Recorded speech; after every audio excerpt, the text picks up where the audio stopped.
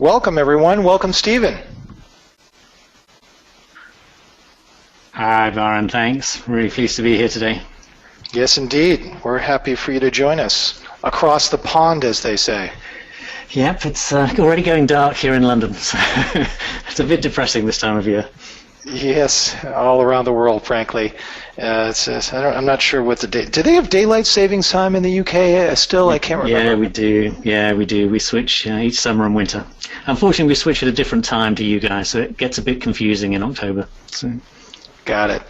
Well, we're very pleased to have you on board. I am actually a graduate of the London School of Economics, so it's always good to connect the dots from colleagues that I worked with and enjoyed studying with at LSE. So thanks again for joining us. I'm going to walk everybody through just a couple of quick things, and then we'll turn things over to Stephen, and off we will go. For starters, this webinar is being recorded. We get that question all the time, and you'll be getting a kick email tomorrow at the latest, but probably later today, with an opportunity to listen to the recording, share the recording, and download the slides. We're going to host a wonderful Q&A section afterwards. I'm going to dive in myself with some famous questions that I have for Stephen. And then, of course, we would love for you to tweet as much as possible. And let me tell you a little bit fun surprise. The 20 most active webinar attendees that are categorized by tweeting with the hashtag #RightOn and asking questions, which will fuel in the end, and participating in a poll will be mailed, yes, mailed, a copy of my first book, The Content Marketing Roadmap. Unless, of course, you want my second book, which is the Professional Skill and Writing Price Guide, which is really cool, or another book I wrote called 103 Content Marketing Tools, which is going to be updated for the upcoming Content Marketing Conference we're hosting in May. So stay active, stay alive, and we appreciate the support, and thanks very much. So just a little bit about me for those of you that may not know about myself and Writer Access. I've founded Writer Access 5 years ago. It's a model that's gone from 0 to 17,000 customers in a short 5 years without any VC funding or other efforts other than building a good product and solving a great problem, and that is namely how you can find writers and place orders and manage the workflow for really quality content, which is our focal point, at fair prices, but to both writers, I might add, and customers. So it's been a really interesting journey and a really cool platform we've had the opportunity to build, and we've taken the same philosophy as Stephen, which is to try to build really cool, amazing technology and focus on that with a small, lean team, and it's proven to be successful. So we also jumped into an opportunity to connect with our customers and our fans and writers at an annual conference we have in Vegas. We were begging Stephen to join us at that conference, but he had a conflict. My wife's birthday, so it's yes, that's understandable. Yeah, that was a difficult one. I'd love to be there. Just the fact that you were torn alone is enough for us. but thanks for the thought alone. And I've published a couple of books, as mentioned, and love connecting with people and helping people. So do reach out. Stephen, let's hear about you and your illustrious background. Yeah, and also illustrious. I'm one of the directors and owners of BuzzSumo. A bit like you, we're not VC funded, we're just bootstrapped and growing steadily by really focusing on the product, really. My background is actually in e-learning. I founded and sold a number of e-learning companies, and I actually started BuzzSumo because I was locked out of working in e-learning after my last sale, so I was looking for something to do. So I hooked up with James and Henley, and we created BuzzSumo last year and launched our first paid product last September. So, I see that you've had a little note on there about me. Yeah, I live in New Zealand January to February each year because I do get a bit depressed of the weather here in the UK at that time of year. So, but it does mean I do so many webinars in the middle of the night, and my wife can vouch for this. I'll often get up at 3 a.m., just get up, do the webinar, straight back to bed. So I've become a bit of an expert at that, really. But always happy to answer questions. So if people have got any questions, just tweet me or just mail me. I'm just steve@buzzsumo.com. So always keen to connect with people and answer questions if I can. So do feel free to connect. Terrific. So here's the first poll question that we're going to dash up on the screen here. Which article got the most shares? Cast your vote. Here it comes. Voila. Yeah, And these Stephen are will five have examples. some, Yeah. Go ahead, There's Stephen. five examples that we're actually cover today, so which you may or may not know, but I'll give you the answers when we go through the session a little bit later. But it'd be interesting to get your views on which one got the most shares, and actually in the chat room, if you would type how many shares you think the top one got, that'll be interesting as well. So feel free to type into the chat room how many shares you think the top one of those got. Fantastic. It looks like right now the top article guess is the only 12 exercises you need, and I'm hearing about 100,000 shares is the guess right now. So I'm going to close the poll, share the results so you guys can see where your guess falls, and I'm looking forward to hearing the results from you, Steve. Yeah, no, it's interesting analysis, so we may have a few surprises when we go through the results. Excellent. Great. Let's look at the poll question number 2. And I see that I need to go back to this. Go ahead, Kate. Yep, it's which social media platform does your content get the most shares on? Twitter, Facebook, LinkedIn, Instagram, or something else? Pinterest or Google+. We'd love to know where you get the most shares. So right now, attendees, we're hearing that Facebook, you get the most shares for your content on Facebook, with Twitter as a close second. So I'm going to close that poll as well, since most of you voted, and share the results so you can see where you fall. Facebook, Twitter, LinkedIn, Instagram. Chat, if you fell in the other, chat us what that other is. We're interested to know. And enough with the polls. Back to you. Terrific. So without further ado, really, I'd want to make a final plug for Content Marketing Conference as we duly need to. We're very excited. We have over 30 speakers this year, which is just incredible. We've been working for months screening speakers and making sure that they align with the tactical approach we have for content marketing, and that's going to be very exciting. And we'll look forward to a great audience for that. So do check out contentmarketingconference.com and/or send us some request for some sort of special deal or something that we'll throw out to anybody that shoots out to us. So without further ado, here's some contact information for both Steve and myself, and some great ways to connect with us. So do tune in. This is a monthly webinar that's gone on for like 68 times now or something. So it's been quite a series, quite a run, and we've got a good following. So without further ado, I'm going to pass the baton over to Stephen. Great, thanks very much, Byron. Thanks for that, and hopefully everyone can see my screen okay. Just shout if that's not the case. So what I'm going to cover really in the next 30 minutes or so is a piece of research I've spent the last few weeks working on, which was really trying to look at what was the most shared content so far in 2015. So what went viral, and trying to understand why did it go viral, what can we learn from it. If it's getting shared loads of times, there's probably something about it that we can learn. So I've been analysing literally thousands of posts and just seeing, what is it about some of the posts. So I'm going to share the results of this with you today. So I hope it's going to be interesting. If you have questions, do just throw them into the chat room or via Twitter. But the first thing I wanted to say before we start is just to remember that viral posts are outliers. They're exceptional posts that get tens of thousands, hundreds of thousands, and even more shares. So we're not all going to do this. They are by their nature outliers. And that's true for top sites as well. So for example, if we look at BuzzFeed or New York Times, you could say, well, BuzzFeed, it's bound to get lots and lots of shares. At one level that's true, but if we look at the distribution of their posts, we can see that most of their posts get relatively few shares to the left, and those that go out to the right, and I've cut it off here at about 1,000 shares, actually it's a really long tail. The posts that get exceptional numbers of shares are outliers. So even on the big sites, they're outliers. And you can see that if you look at any of the most shared content. If you go to BuzzSumo and type in a domain, we'll show you the most shared content for a site, and you'll typically get this sort of pattern. So these are the 3 most shared posts on Huffington Post this year. So you can see the shares by different network.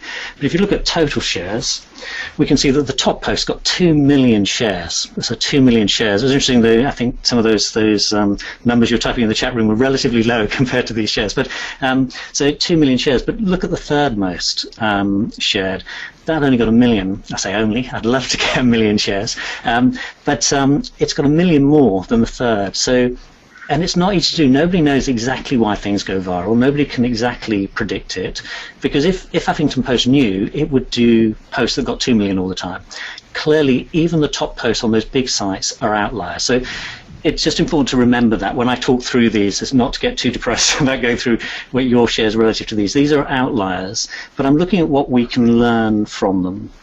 So I think the outliers are insightful because often if it gets hundreds of thousands of shares or millions, presumably there's something about that content that encouraged those hundreds of thousands of people to share it.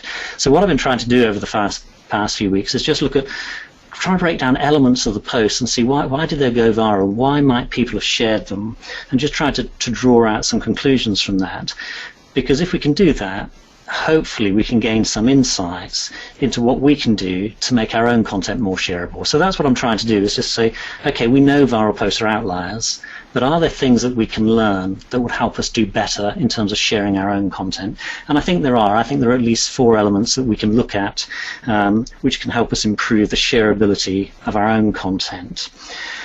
Just by way of a note before we go into the content, it's just to say that we're deliberately not looking at celebrity content. Celebrities just drive masses of traffic.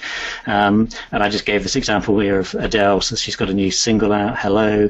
I don't think it's been up very long, but it's already passed 500 million views, and it's just huge. So celebrities are sort of a law unto themselves, really. And so I've not really looked at celebrity content because it's not really relevant for us, and I'm assuming none of us here are Adele. I'm assuming Adele's not on the webinar learning how to do this, so and if she was, I'd really get her to tweet my posts. But celebrities just drive masses of engagement, so I've ignored celebrities. This is really viral content for the rest of us, I suppose, the non-celebrities of the world, and what we can learn.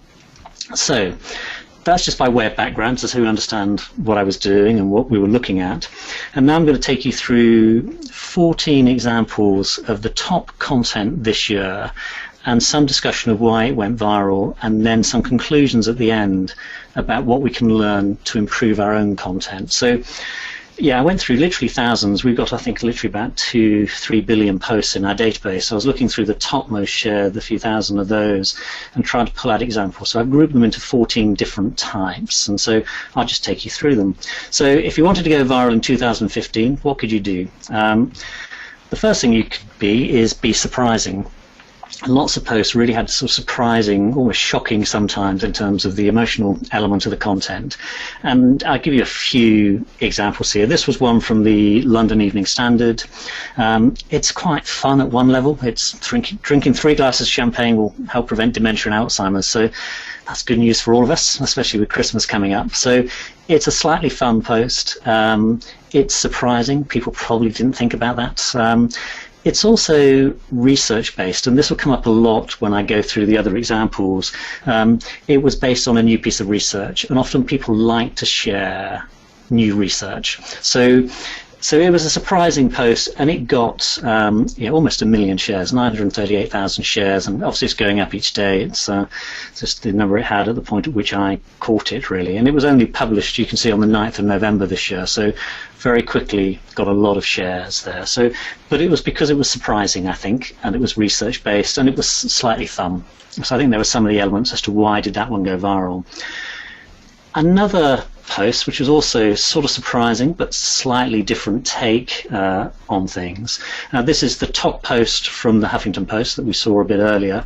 So the cause of addiction is not what you think. So it's a slightly clickbaity headline in the sense of it's challenging. It's saying you think something and it's actually something else. And this was based on another new piece of research. And actually, if you've read this article, if you've seen it, it's really talking a lot about how loneliness and isolation are really precursors to addiction. And so it's got an interesting article about various studies. So it was a sort of surprising post, nice catchy headline again there. And as I say, this had over 2 million shares compared to the third most shared post, which was a piece of ballet dancing, which you may have also seen, which had about 1 million shares there. Just by way of explanation here as well, you'll see, if you look at the Huffington Post thing, you'll see on the bottom left there that the tweet counter is blank. Twitter stopped showing tweet counts on November the 20th, a few weeks ago, and so a lot of sites now don't have the tweet counts. So we've created because we still get that data from GNIP, which is Twitter's data arm. If you install the BuzzSumo Chrome extension, you can do this for any page. Just click the button and we'll show you how many Twitter shares that it had. So if you ever want to check shares on a post, even if they don't have buttons, you can do that. So and we're interested to see whether that means people will tweet more or less. The initial indications are that people will tweet less when you show a blank button like that, and they'll share more on other networks, and that'll be an interesting piece of research to follow up on. So one is surprising. The second one, this is quite a big one, is leverage a trend. So this year, if you didn't know what to write about, you could write about zombies, because zombies seem to be really in vogue. Everyone seems to be talking about them, and Walking Dead and all those sorts of things. And if you look at this particular article on Fox News, it's not a particularly clickbaity headline. It's a fairly factual headline. There's a zombie-themed Walking Dead cruise setting sail in January. You wouldn't have thought, I don't think, that this would become one of their big posts, but actually 1.5 million shares, and what surprised me even more was 400,000 comments. So not just likes, etc., 400,000 comments on this particular post. And I put that down partly because just the interest in zombies and zombie games and all those sorts of things at the moment. And so I think there's something about viral content which leverages a trend. So there may be a trend in your particular industry, there may be a research report in your industry that everyone's talking about. You want to be leveraging the trend and taking advantage of that trend. So this is the reason I think why this one did so particularly well. So there are trends that come and go, and you have to be alert to those in your particular space, and you don't want to jump on the end of a trend, or you'll be on your own on the dance floor effectively. So you want to get in an early part of a trend and be tracking it. But there are some things which are forever popular, and we'll come on to some of those a bit later. So cats, babies, love, I'll come on to some of those sort of permanently trending topics. But so this was an interesting one about leveraging a trend, and if we look at the 3 top shared posts for Fox News, these were the top 3, and again, look at that gap there. So this one, the Walking Dead cruise, got 1.5 million. The next biggest one got 300,000. So the gap is huge. So just emphasizing again that the viral posts are outliers. They hit a particular nerve, or it's a particular reason why they start going viral. So leveraging trends was the second reason I really identified. The third one was inspiring people. People do like inspiring content, and even sort of awe-inspiring content. I picked this example from BuzzFeed. Difficult to do all of this without mentioning at least 1 or 2 BuzzFeed posts, but this is one of their top posts, and it's 51 beautiful sentences in literature. And it was just really a collection. They've just curated a series of beautiful sentences in literature. And I think a lot of people read it to see, was my favourite there, etc. And there were quite a few of my favourites were there. And you can see that it not only you get 1.4 million shares, but getting on for 10 million views there. And so this is a common thing. It's about beautiful things, inspiring things. And sometimes people mix these up, so you can also put a beautiful quote on a beautiful image and sort of almost have twice the power. But inspirational things, people seem to like inspirational things that they can share with their friends. So inspiration is the third thing that we looked at. The fourth type of content is really about images. We know images are super powerful, and if you've got beautiful images or stunning images, people like to share those, or inspiring images, surprising images. There are lots of different types of images, but powerful images. And the type of viral post I think works well is what I call a picture list post. And what that is really, it's just a list post with a series of pictures that have been curated. Because I think it combines 3 things that are quite powerful. People love to share list posts, as I come on to. I don't particularly like that, but list posts really work, so people like list posts. Almost anything that begins with a number tends to get more shares than things that don't begin with a number, so list posts work incredibly well. And no surprise that the most shared list post begins with 10, although I bet you couldn't guess the second most shared, and the second most shared is actually 23. I don't really know why 23. It was the only lane they would bowl in the Big Lebowski. That's all I've found out so far.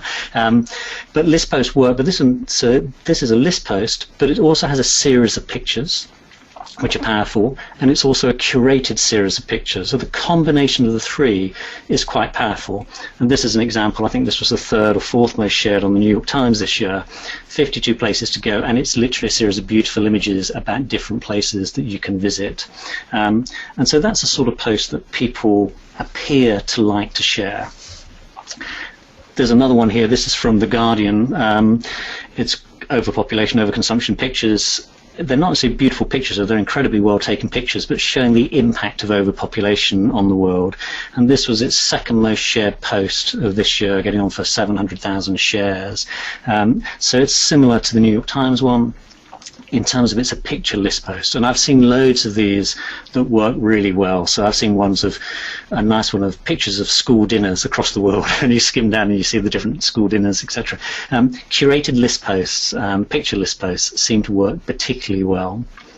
The fifth one is an obvious one. If you were stuck with what to do for Halloween, if you dressed up your cat or your dog in a costume, that seemed to always do particularly well. But there is a certain power of animals and pets, and I just picked out one here for us to have a look at. And this was from Gizmodo. This site will make a stuffed animal clone of your pet.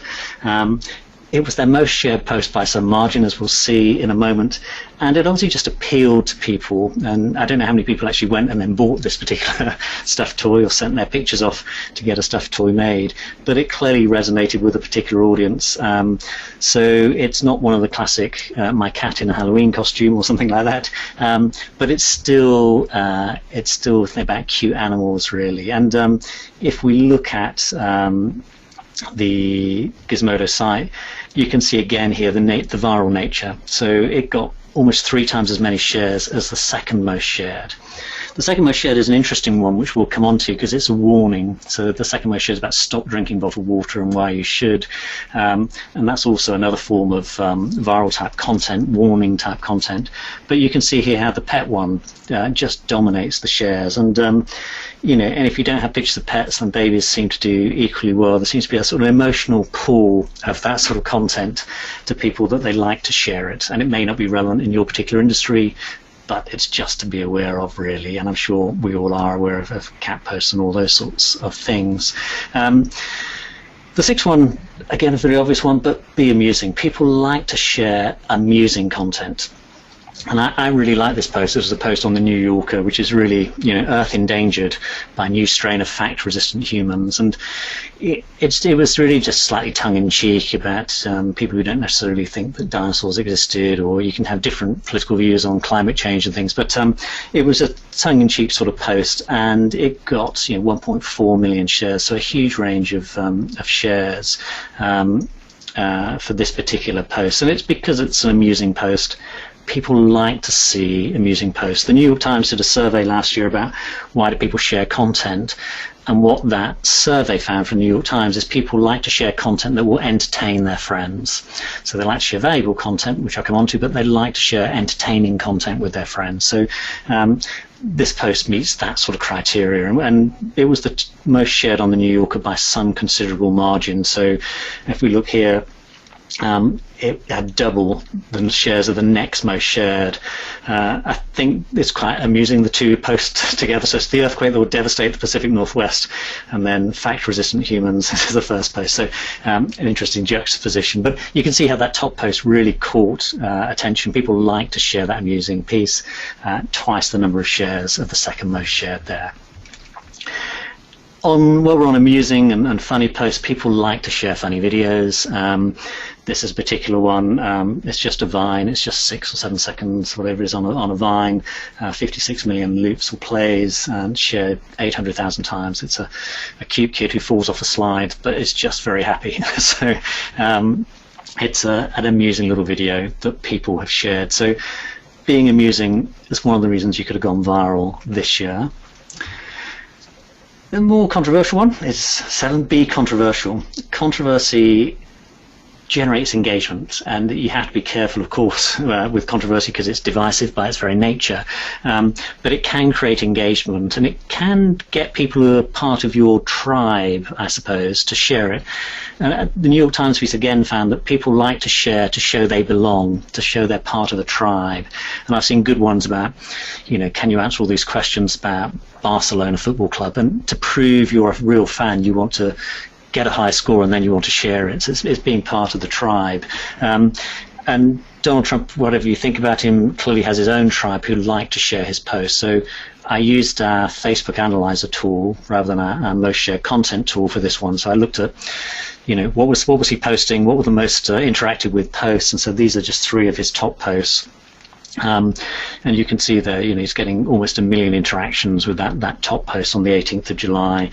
But he deliberately is quite provocative and controversial. I think he knows exactly what he's doing. To be in the news, he needs to be provocative quite a lot of the time. And it does generate engagement. It does generate awareness, for example. I'd say you have to be careful about it, using it in a content marketing context. But I pulled the chart here. This is simply a chart of the interactions with posts that he's published on his page over the months this year, and you can see how the number of interactions has been rising. Almost the more controversial he's got, the more interaction there's been. So I'm not saying it's a good or a bad thing. I'm simply saying controversy sometimes can generate engagement. So yeah, very interesting, I think, in terms of just how that can work for people. So yeah, difficult to be controversial. Though sometimes you can just take a contrary viewpoint. I was working with one company who there were a number of accepted norms, and then they just wrote a controversial blog challenging the accepted norms, and it got a lot of engagement, a lot of discussion, simply because it was challenging some of the accepted norms, and they didn't necessarily believe it all, but it was provoking the question. It was deliberately provocative, really, and that can sometimes generate a lot of engagement. The 8th most shared and were quizzes. People seem to love quizzes, love doing quizzes, particularly if it tells them something about themselves, although not always. There tend to be 2 types of quizzes. One is the sort of psychology quiz telling you about yourself, so what's your most dominant character trait, or which Friends character are you, or which Disney princess are you, etc. And then the second type is a knowledge quiz. How much do you know about Barcelona Football Club? How much you know about X? What they tend to do is also really encourage you to share. As soon as you've finished it, they get you to share that quiz with your friends. So share the results, share the quizzes, and that works well. And I've seen BuzzFeed do this well. BuzzFeed, if you look at BuzzFeed's most shared quizzes, they all begin the hardest. So the hardest Friends quiz, the hardest Harry Potter quiz, whatever it happens to be. And I think they've worked out that if you call a quiz the hardest and somebody scores 80, 90% or 100%, they're much more likely to share it. So they found a format that works for them. This particular post here, what's your most dominant character trait, wasn't actually the most shared on Playbuzz. Actually, there was another one, which is, I think, can we guess your level of education, something like that. So this was the 2nd or 3rd. But it still had a huge number of shares, 3.9 million shares. So people like quizzes and they like to share them. And particularly with Facebook quizzes, they're sort of built in, they're very easy to share. So yeah, this year quizzes about zombies probably would have done quite well, for example. Actually, that wasn't the most shared quiz, though. This was actually the most shared quiz. You may or may not have seen this if you're on Facebook. You may well have seen it, as it was shared 5 million times. It's a quiz that sort of drew you in from the very beginning. So it's sort of saying, can you see all the colours here? Click the different colours. So you look at those 5 squares and you instantly think, oh, I can see which one is different. I click that one, and you sort of get drawn straight into the quiz almost immediately, really. And then when you score a high score, you like to share it with your friends or get others to engage with it. So yeah, this was a quite an interesting one, really, and it did particularly well. The site that produced it, actually, none of their other content got anything like these shares at all, really. So before I go back into there, I think their next most shared post was 3,000. So to put that into context, they have one that got 5 million likes. It's got likes and shares, to be fair. This was likes and shares on Facebook, but the next one was something like 3,000 likes and shares. So they tried, and you look at their site, they tried about 4 or 5 different quizzes, but none of them had the success of this one. So this was just one post that went viral and particularly appealed to people. Another variation on quizzes is interactive content, interactive posts, and this was the most shared this year on time.com, and it's a nice little interactivity. It simply says, it's, you know, what would your name be today, based on popularity. So my name's Stephen, I was born in '62, so I'm that old, but it's saying, you know, based on the popularity of your name now, what would you have been called today? And you simply type in your name, when you were born, male or female, and it will tell you, okay, that was your name now, then this is what your name would be today. And so if you're interested, this is what my name would be according to this, in terms of popularity of my name, for example. So in the 80s, I would have been Tim, for example. So quite a simple, a little interactive quiz, but actually it was the most shared piece on time by some margin this year. If we look at that, 780,000 shares of that particular post. And then the second one, slightly interesting one, how to parent like a German. Not quite sure why that did so well, so I didn't look at that one in any depth. But again, you can see the difference here. And you can also see, I was interested in your quiz at the front. I mean, the driver of viral content is Facebook. There's no question that the big driver is Facebook. I mean, it's just got a huge audience of billions of people compared to Twitter, etc. And the big driver of the viral posts is Facebook. There are some exceptions which we can look at, but the big driver is Facebook. So your answer at the start there doesn't surprise me at all. Another form of content that you could do, and this came out again from a study last year of why people share content.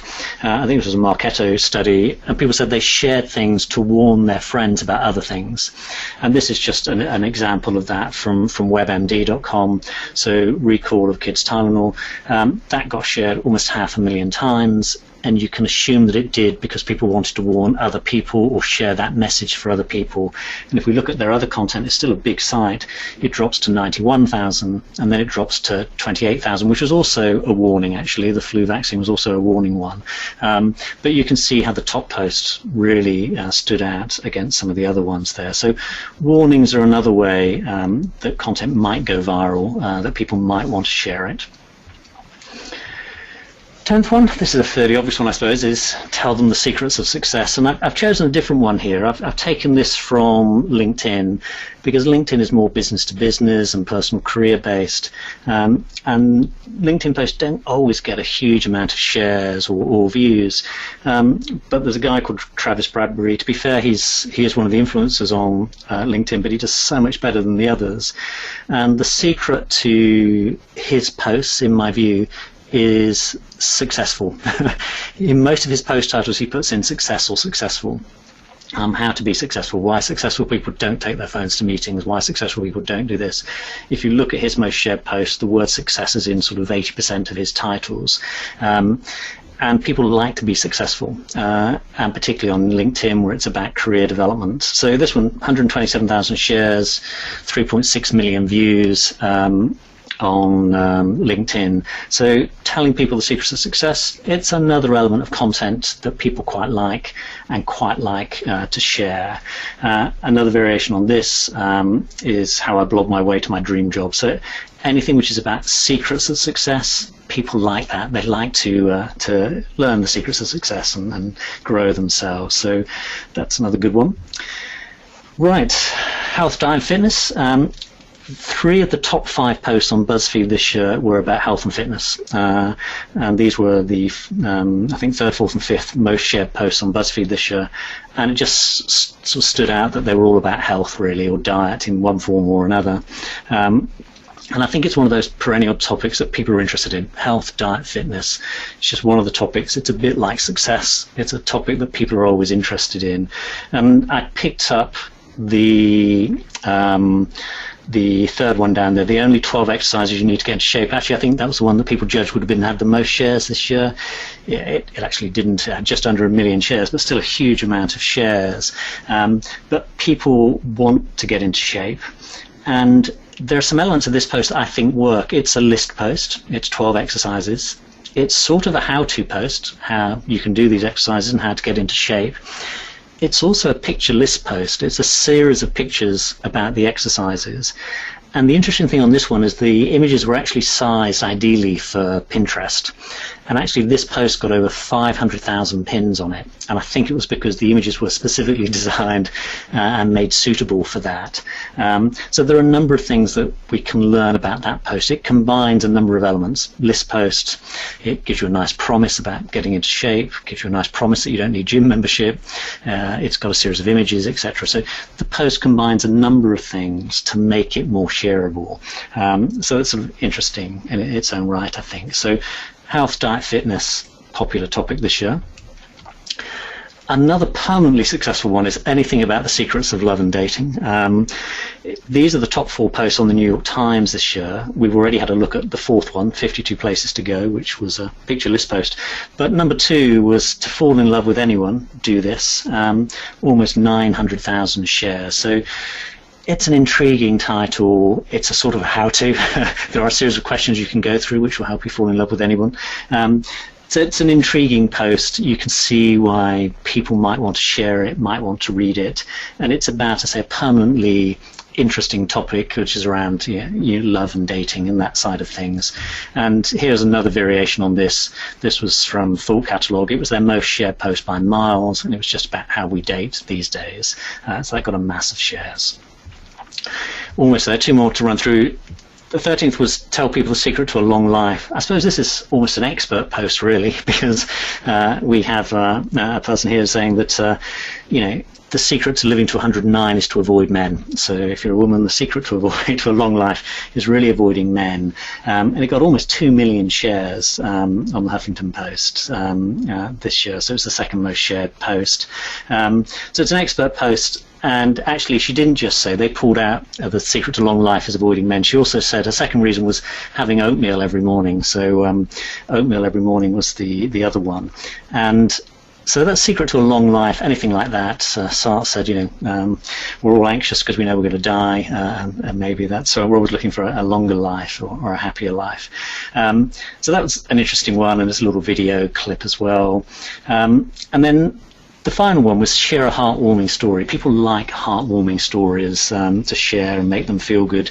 And actually, just to maybe contradict the person there who said you have to avoid men to live a long life, this was a nice post here, which is actually about people who've been married 82 years. So they both lived to be over 100. So the woman in this case has lived to be 105, and she hasn't avoided men. The interesting thing is both of these people said they start every day with a bowl of oatmeal. So maybe oatmeal is a sort of a common factor between the two. And that got 580,000 shares. So people like to share heartwarming stories, really.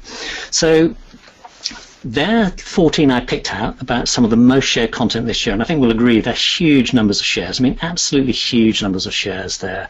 Even that last one was one of the smaller ones at 500,000 shares. Most of us would die for 500,000 shares or not know what to do about it. Probably couldn't keep up with our Twitter notifications if that was happening. But we have to remember they're outliers, and to me it's not just about the content, but something's made those posts get ignited, something's made them get amplified. So it might be a few influencers sharing initially, or something's actually ignited it to get it shared. Because I don't think it's just about the content, because you can see other posts which are similar but didn't get there. But are there common elements? Are there common elements to those posts? And so I've been literally just pouring for the last few weeks over thousands of them, trying to think what are the common elements. And what I did see is that people combine elements. So a quiz on a popular topic, a picture list post, some people combine elements, and that works well. So these are just my thoughts. So this is not overly scientific. It's just me crawling through thousands of posts and trying to look at what are the elements. And so this is my view about 4 elements which may make your content more shareable. The first is an emotional element. It's amusing, it's surprising, it's beautiful, it's shocking, but there's some emotional element to the content which helps. I think there's then a content element. People like to share images, facts, charts, quotes. There's a certain type of content people like to share. So I think there's a content element. I think there's a topic element. There are the trending topics like zombies. There are the perennial favourites like cats and dogs, etc., or secret to a long life, or secret to success, etc. But there's a topic element. And then I think there's a format element. People like to share list posts, quizzes, story. They like curated posts. They actually like research posts as well and practical tips. So I say this is just my assessment of going through all those posts and trying to work out what are common elements. And what I'm seeing is posts that have at least a number of these elements. They may not have all of them, but they have a number of these elements. And so I think if you're writing content today or writing content tomorrow, have you got these elements in yours? So what's the emotional element in your content? What's the content element? Is it on topic? Is it something really in vogue and trending in your area? And what type of format are you going to use there? Is it a list post, for example? So I think, to me, there are some common elements. It doesn't guarantee you go viral. Nothing guarantees, and nobody can guarantee you'll go viral. Just don't believe that if anyone tells you.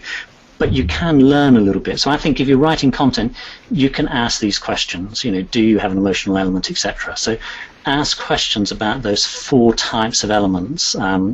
And include those to help make your content a little bit more shareable.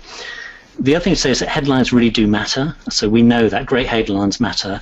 And I was thinking, could you use those shareable elements? Because we know people like those 4 elements. So could we use them? So could we use an emotional word in our headline? Could we use the topic? Could we use the type of content we've got there? Could we use the format? To tell the user that actually these are 4 things you like and you like to share. So so you might say 10 surprising facts about zombies, maybe your headline, for example. Now you can't write to order like this, but it was just to try and get across that concept that these are things that people like to share, so maybe you should have some elements of that in your headlines.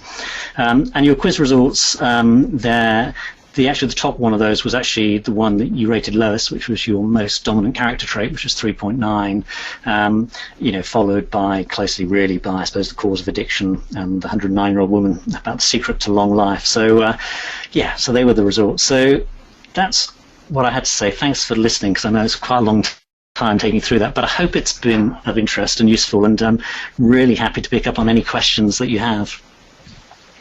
I'll start the questions. Fabulous presentation, by the way, Stephen. Really insightful and educational and potentially viral, isn't that?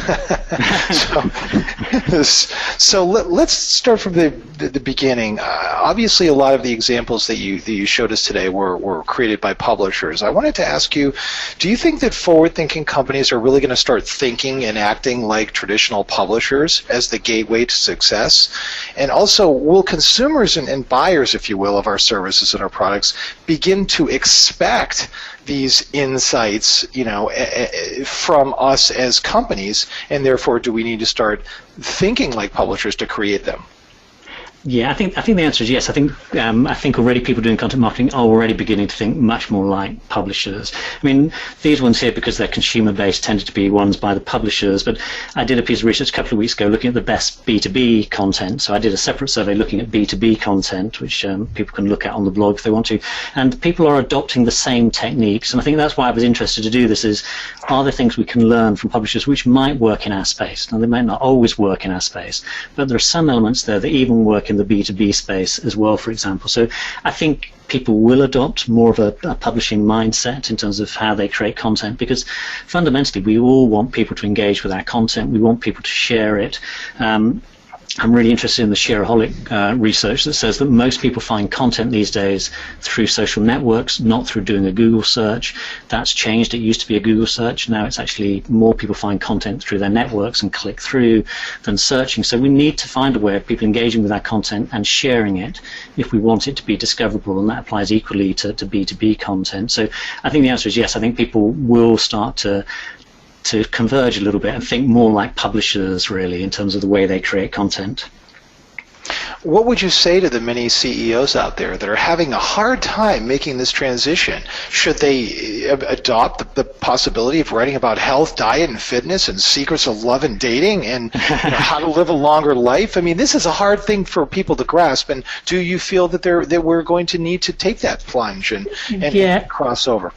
I don't think necessarily write about love and dating and everything else, but I think it's a topic that's of interest to your audience. So the love, the cats, and all this, that's all about topics that people are interested in. So you will know your audience, and hopefully you'll know your audience about what topics interest your audience.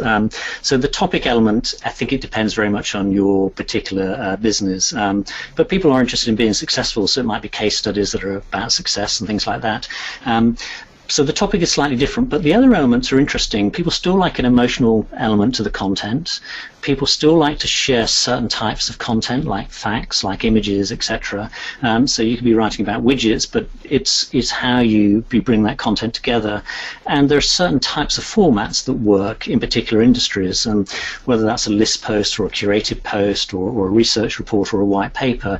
There are certain formats that work. So yes, people aren't going to go away and necessarily write about love and dating, but they will try to identify what's the trending topic. And we have a trending dashboard in BuzzSumo, so you can type in any topic into BuzzSumo trending, and we'll show you the trending content right now. And I think if you're a content marketer or a writer, you have a responsibility to know what's resonating with your audience now. And I mean right now, in the last 2 hours, what was the most shared content about content marketing or about e-learning or what it happens to be? Because you need to understand the trends, really, and you certainly need to know what was the most shared in the last month. You can see the sorts of issues that people are grappling with, or it might be common questions that they're asking. So your sales teams might be saying, they're really asking about this is what's keeping them awake at night. So it's a topic which resonates. I think the topic will vary, but I think what you can learn from some of the other sort of viral posts is what types of, is there an emotional element in your content? Are there good images or good facts or quotes, etc.? Is it a list post? So you're trying to play more to the things that people will share and like to share. So it doesn't mean you're going to go viral like a BuzzFeed post, but there are probably things that you can learn for your own content. How important is the language of the content? And here I'm referring to the writing tone and style to the viral nature of content. Have you looked deeply at that?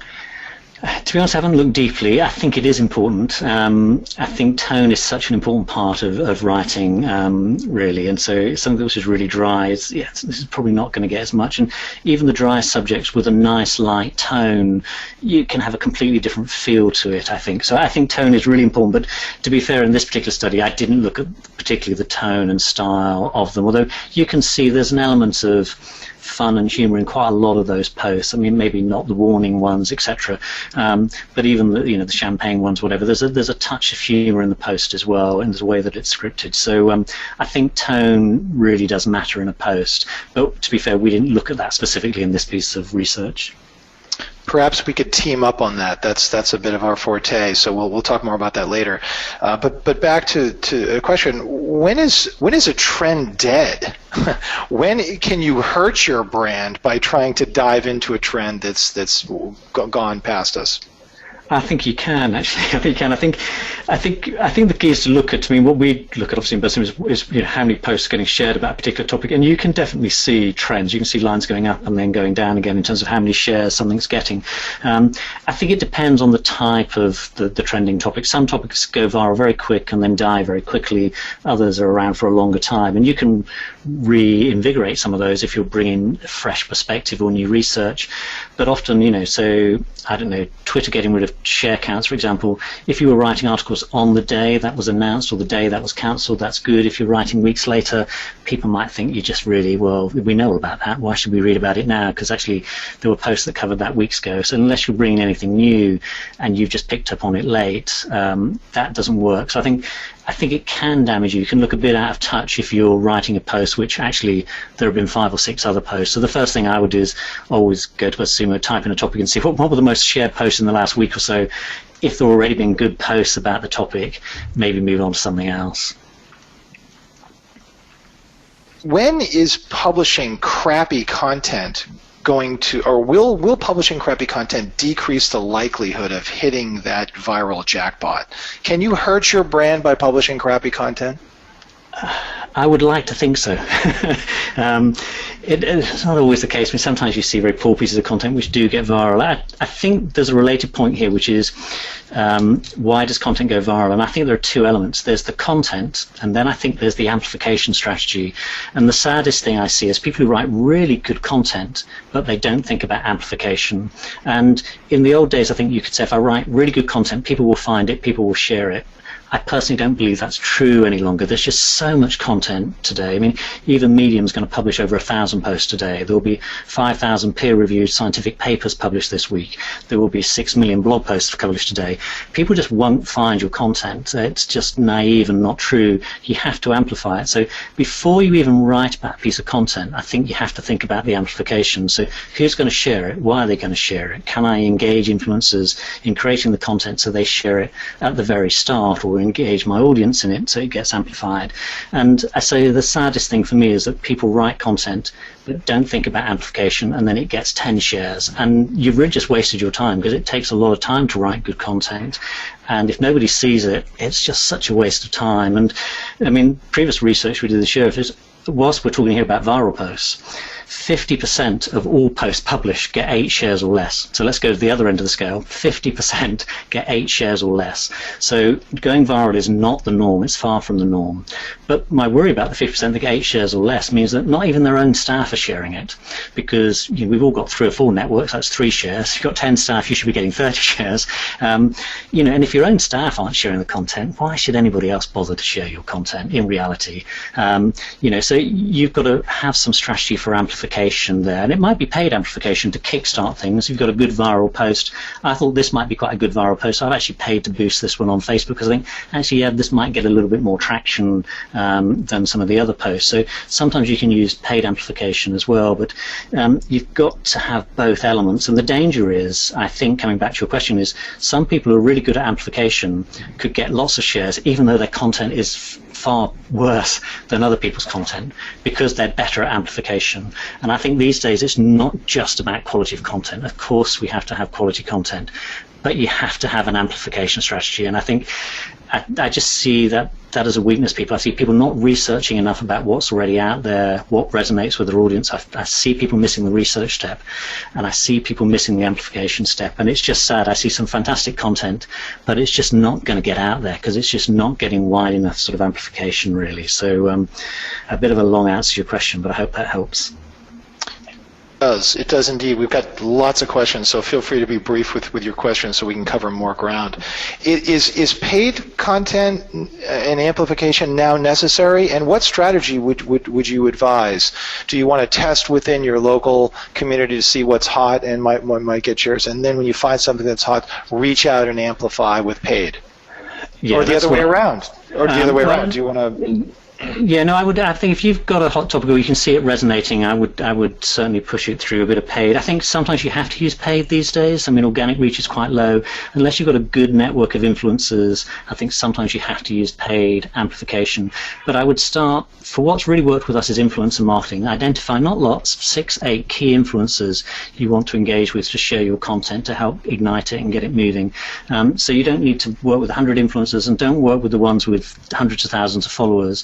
They don't always have the best engagement rates. Sometimes people with 2,000 or 3,000 followers have much better engaged audiences. So I focus heavily on amplification, but yes, I think you're going to increasingly need to look to do paid amplification of certain posts. Can the use of stock imagery hurt you? Yeah, it's terrible. Please do not use stock imagery. It's the worst thing in the world. This is my personal view. I used to work for an e-learning company, a creative company. We once had a marketing person who put a stock image on our site, and I was keen to sack them because it's just terrible. So it's just a personal view. I think stock images are the worst thing in the world. If you look at our BuzzSumo blog, I pay somebody, and it's quite expensive. It's over a few $100s for every image for our blog post, or this slide set today has a unique image which we craft. It's about the quality of content, and stock imagery means it's not quality, in my view. So I have a strong view on that. I wanted to throw a potential 15th example, and that's what I would call belief. So do you think that it's important to tap into what people believe and sort of catch that wave? So you could argue that trends are an expression of that, but I'm referring here to for example, you said people, the secret to life, avoiding men, do you think that, angry women that are going through a divorce were part of that viral nature of that? And can you take a belief, for example, in the U.S. right now, everyone in the country seems to be rambling on about how the NFL referees are doing a terrible job, so do you feel that it's important to tap into what people's beliefs could be and craft content around that as an important element? Yeah, I'm not so sure whether it's belief, but I certainly think there's something about tribe. There's something about appealing to a particular tribe or your particular audience, and I'd like to think of them as a tribe. So they will probably all believe the same things because they're part of your tribe. So you can appeal, I think, to that tribe. So your tribe might be people going through a divorce or particular fans of clubs or whatever it happens to be. You can definitely tap in and appeal to that sense of belonging, that sense of belief that a particular tribe has. So yes, and yeah, so my 14 wasn't sort of extensive, so just 14 I picked, but I think you're right. I think there's something about whether it's belief or whether it's about that tribe and belonging, the sense that you share similar views with somebody else, you can certainly tap into some of that. My final question, before we get to some fabulous questions from our guests, who do you think is going to win the presidential election based upon your social intelligence? I do have some views on that, actually. Interesting, in the UK, we had an election for the Labour Party leadership, one of our main opposition party, and with our Facebook Analyzer tool, we could see that Jeremy Corbyn, who won it by miles, was just getting so many more likes and shares, and I mean lots. He was getting sort of 3 or 4 million. This was a small electorate. Other people were getting 60,000. So you can track that. It's been interesting to track what's happening over there, because Trump sort of shot ahead in terms of, if you look at just likes of Facebook pages and posts, then Carson went ahead of him, for example. Both of them are getting a lot more engagement than Hillary Clinton, for example. So I am tracking it and looking at it. But as we move towards next year, I'll give you a view. I think there is quite a lot that you can take. It's not as valid as an opinion poll, but I think seeing how many people are liking and sharing particular posts can give you indications, particularly if there's a real order of magnitude difference. We got a wonderful question on Twitter. How can you best create aligned, intentional, shareable content? ? In other words, quizzes relevant to your brand, someone writes, and thanks for that question on Twitter. Yeah, and I have seen people do this. So I think, quizzes are a nice format. So, I think you've got to think about the purpose of your content. I think different types of content have different purposes. Quizzes are generally about raising awareness and brand awareness and things like that, whereas a case study is more about conversion style content, or a white paper might be educational content. So each piece of content performs a different function in your sales funnel as you move through. But I think quizzes are very good at the awareness stage. I have seen people actually just make more fun quizzes around their particular topic matter, which it might just be test your expertise on something, or even, what's your particular learning style, or what's your Big Bang Theory learning style, and use characters from that and various things. So I've seen people use quizzes in the context of B2B work very well, because they're probably slightly less used in that context. And it's just, they're slightly, again, you talk about tone, it's slightly more light-humoured, really. You could have some more knowledge-based quizzes, but sometimes it's just slightly light touch, a bit more fun for people because we're all working hard. So, yeah, I've seen people use quizzes, I think, quite well in the context of B2B. They don't get the viral shares of the Play Buzz, but they still appeal to people's instinct for interactive content and feedback, I think. Great question from Phoebe. What do you think about products that go viral? For example, products that are created on GoFundMe. What drives those shares? Yeah, difficult. I haven't really looked at that. I think the interesting thing is about advocacy. I can only say from BuzzSumo, and you can say from Writer Access, I'm sure, that we don't pay for any marketing other than the odd boosted post or something. So it's mainly we have a free product and people share it. And I think what's interesting is where you get advocates. And it's people who turn from being users to being advocates. And I think we're very lucky that we have a number of people who are real passionate advocates, and they drive a lot of that. And I think if you've got a large enough base of advocates, that can drive viral take-up of a product, particularly if they're good networkers and they've got a reasonable influence. So, but we haven't really looked at products, so it's difficult for me to say precisely, but I know from our side it's something about getting people who don't just use the product, they really love the product, and they go out and tell people they love it. And so I suppose we should have a strategy for gaining those advocates. I don't think we have. We're not that sophisticated, but we're just fortunate in a few people that have become advocates. And I think that's really helped drive a lot of the viral We have almost 160,000 subscribers now, and it's really come from word of mouth and people sharing with other people. Jeffrey, great question. You don't believe in stock imagery, but legal regulations require that you not use Google Images and or APE images for anything that is commercial. How do companies remedy this without using stock images? Yeah, I mean, I think it's very original artwork. Yeah, I mean, we create artwork. So, I mean, what we do is create our own artwork. I mean, it depends how much you're doing, of course. If you're posting lots, it's a lot of hard work. I mean, we publish one blog post a week, and we commission an artist who's based down in Hong Kong, and she's an illustrator, and she creates the imagery for us. And we're a small company, so put it into context. I just think it's an important part of your brand and your tone is your imagery. And the problem with stock imagery is stock imagery. So there's nothing unique about that image that relates to your brand. I mean, it could be, you can employ a photographer, a professional photographer, to go around your local area and take some beautiful pictures of your local area and things like that, and use some of those. I think at the very least, try to edit and create imagery it's more unique. I think it's just difficult. If you're a unique brand and service, don't you want unique content? Don't you want unique images in that as well? And you can see a stock image from a million miles away. I mean, I think that's the problem. It's just there's so much of it about. You can see a stock image absolutely clearly, so it just leaps out at you. So that's why I'm not personally in favour of it. I mean, that's just a personal view. But my personal view is if your content matters, put a little bit more investment into it and create images that are unique to you. Any truth to when you publish? Day of the week, time of the day, seems like a... It depends what you publish. I don't think it matters so much for blog posts. I mean, we do all this analysis. What we can generally say is that blog posts published Monday, Tuesday get more shares than blog posts published later in the week. That's almost universally true of all the sectors we look at. So, and we tend to find it slows down to a Friday, and blog posts published on a Friday tend to slow down. There are exceptions, like there's a company called Moz, I'm sure some of you know, they have a whiteboard Friday, and that tends to get a lift because they do it every Friday. Weekends tend to be not a good day if you're a business blog, but if you're writing about kitchens, actually Saturdays are a really good day. So it depends a bit on your area. But so I think on blogs, if you're a business blog, generally Monday, Tuesday tends to do better. As a general rule, Thursday, Friday tend to go down a little bit, and we wouldn't generally ourselves share on a Thursday or a Friday. I think when it comes to things like Facebook posts, we analysed 1 billion Facebook posts earlier this year, and consistently, whatever your time zone, about 10 p.m. or 10 to 11 p.m.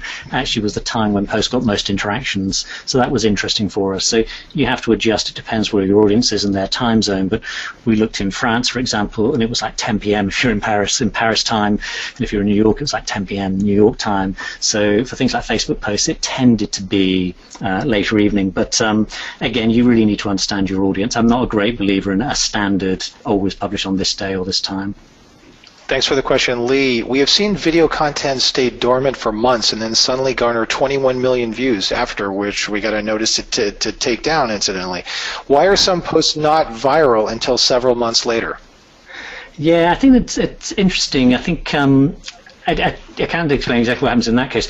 There are times when something just catches, and it's about this ignition and amplification point. It could be because somebody particularly picked it up. I mean, we found on our blog posts, I think firstly it takes time to build an audience. Content marketing to me is about building an audience, and building an audience means regular, constantly delivering content. Every week. 5 or 6 blog posts is not building an audience. You have to do it for a year and longer. So sometimes it takes a while till people get to know who you are, etc. But sometimes it's just something that ignited it. It's a particular set of influencers started sharing it, and then that can kickstart things. But it generally is something that kickstarted it. And the key thing to do is what we do on BuzzSumo. If you search for the most shared content on a topic like e-learning in BuzzSumo, you'll see there's a little button saying View Sharers. If you click that button, we'll show you who shared it. And I would say almost invariably, the people who shared it, who have a retweet rate on Twitter of more than 2, are people who helped amplify it. And it may not seem very high, a retweet rate of 2, but actually that's quite high. And so people who've got a retweet rate of more than 2 who start sharing content are probably the people who ignited it. So often the way I find influencers often is not doing a search for influencers in our tool or any other tool, but finding really relevant content to what I'm writing about, finding the most shared content, and then seeing who shared it, who amplified it, because it's probably those people who helped ignite it. Thanks, Carrie. Any comments on changes Facebook is making in 2016? Particularly curious about instant articles. Yeah, no, I wish I knew more really, because we're really keen and we try to know what's happening there. Yeah, I mean, a lot of the publishers obviously are signing up to instant articles and sharing their content across that. I just think my general view on Facebook is that organic reach is just continue to be hard. So you've again got to look to your particular audience of influencers, or I think increasingly you're going to have to pay. And so if you're going to have to pay for some promotion, you've really got to choose your really best content. And I quite like what Larry Kim does. He often tests things on tweets. So he tries different headlines in tweets and sees which tweets get the most engagement, and then he pays to promote the ones that got the most engagement. I mean, sometimes he's very open about it, and he will say, and as Kate will know, I'm thinking about doing this, what sort of ideas, what questions. I think some testing, and then when you know what's resonating a bit, is to maybe then promote those particular posts. I mean, I had an instinct the post yesterday would do well, so I paid to promote that one. So, but yeah, I think organic reach will just continue to be difficult, but I wish I knew exactly what was going to happen in Facebook. Quick plug for Larry. I ran a webinar with Larry a few months ago, and he's also a speaker at Content Marketing Conference, and fantastic content from him. Question from Kristen. I'm new at my ad agency. I've been tasked with building a social media content calendar for my company's 4 social media platforms.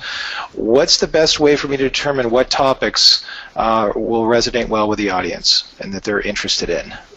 Yeah, I think you have to do the audience research. There's no substitute for it, really. I mean, I would come up with some basic buyer personas.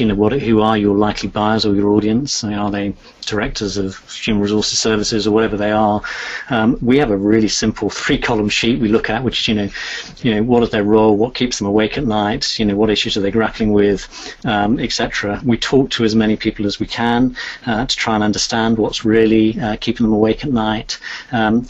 We try to look at questions. If you've got a sales team in your organization, they'll often really have quite close contact with people about the sorts of questions people are answering.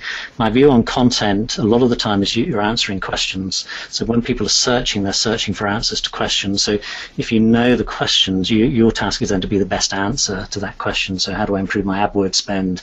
How do I do whatever it happens to be? So I think trying to understand the questions your audience is asking is important. And you can use Quora, but I think a lot of that is not technology. I think it's talking to your clients, and it's talking to your salespeople and talking to your support desk people who are talking to your clients all the time. And they can be terrible. Never send an email to salespeople because they won't email you back. But if you can take them out for a coffee for 10 minutes and say, what sort of questions are you getting asked? I think you can get some good insights that way. Question from Chris, thanks. When trying to go viral in a saturated market like food blogging, how do you set yourself apart from the sea of other blogs that adopt similar tactics? Yeah, I mean, it is difficult. There's so much content. It is difficult. I think I would come back to the point about amplification strategy. Sometimes you can get more attention because of your amplification, not necessarily because of the content. So I think there are 2 sides to it. There's content, there's amplification. So do you have a better amplification strategy? I mean, some of the bigger brands win because they throw more money at paid promotion now, and there's a danger with so much content that the people who throw more money might win there. I think you can learn some of the things from the elements we've looked at today about the content. People quite like shocking, surprising, sort of interesting content, which may be slightly out of the sort of not quite as usual as they would be expecting. So I think you can try different things to attract attention, but there's no easy way for that. And I think you just have to experiment. And I think what I'm doing here is just trying to suggest some different elements that you might want to try within your content. And I think particularly think about the different emotional elements to your content.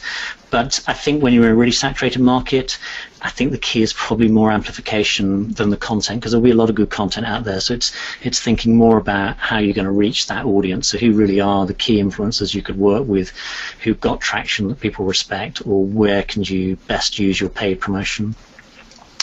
I'll leave everyone with this final question from Suzanne. Wow, very interesting, but more about social sharing, more about social sharing rather than business. We'd love to see what is shared in business, although I see you can take these types and use it in business. Have you ever thought about a presentation that focused just on the B2B play on businesses and looking at popularity with business topics? Yep, and we did do one of those not that long ago. And on our blog post, we did look at this year's most shared B2B content. So if you look on our blog, we have got a post on. We looked at the most shared B2B content this year. So because viral content by its nature is huge numbers, so it tends to be more consumer focused. But yeah, no, I'm happy to run a separate webinar or something around that. But yeah, if you look on the blog post, we did do an analysis of really good examples of B2B content and what's working in a B2B space. And there are some lessons from the viral content today, but it's specifically looking at some of the best examples of B2B content. So looking at case studies, white papers, reports, guides, the whole range of B2B content. So I can recommend that. It was a couple of weeks ago on our blog. Our fabulous team, Kate and Kelly, K and K, perhaps I could nickname them, have just slipped a post-it note in front of me with one more question that someone asked on Twitter that they're insisting that I ask. What's your own content amplification strategy? Yeah, I mean, at BuzzSumo, it's just influencer marketing, really. When we started, we identified originally about 30 influencers we wanted to work with. This is a new area for me. I worked in e-learning until about 18 months ago. So I just tried to find out who are the influential people, and then it's about building relationships with them, which is not asking for anything, but just being as helpful as you can to them. So I sort of approach them. So first thing you do is you follow them, you share their content, you comment on their blog. But I approach them and just say, look, we've got lots of data here. Can I help you with any of the data? Can I help you do any research? Is there anything that would be useful to you? And so I just try to be as helpful as I can to various people. I also then try to meet them at events. So I think personal contact matters. And I think it's just been as simple as that. I don't think it's rocket science. I think it's a bit of hard work, etc. But it's fundamentally it's all about giving and not taking. It's like building any relationship. So you're just trying to be as helpful as you can for 6 months, 8 months or more to them, and then hopefully they may share some of your things, or you can say, can I do a webinar with you, or can you contribute some content to a blog post, etc. But for us, it's about influencer marketing as the core of our amplification. And in terms of the uniqueness, what's unique about us, I suppose, is we have access to a ton of data that other people don't. So we try to write blog posts which are data-driven, because that's the unique part of us. If we wrote a blog post on 5 great ways to design a landing page, it's just another page. We don't have any unique insight into that, whereas we do have probably the biggest database of shared content that there is, with billions of items in it. So data is unique to us, so we try to make sure that our content's unique and focuses on data-driven sort of content. Steve, I want to thank you for being with us today. No, thank you so much. I've really enjoyed it. And I'd say, if anyone's got any other questions, I'm sure we didn't get around to all of them, do just tweet me or just mail me, and I'll try to pick them up. Thanks for listening, everyone, and also for the great questions and the social reach that we've seen. We'll be mailing out some great books to some of the attendees, and we hope you'll tune in next month. Thanks for tuning in. We'll see you next month.